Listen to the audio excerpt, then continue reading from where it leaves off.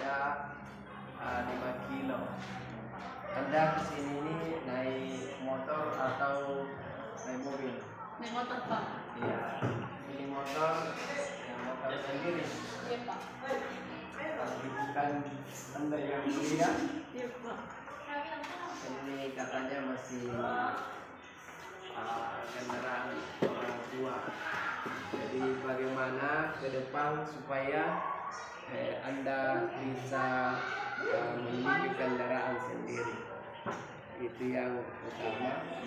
Apalagi jurusan RPL ini ya luar biasa, bisa merancang aplikasi ke depan karena Anda adalah zaman digital.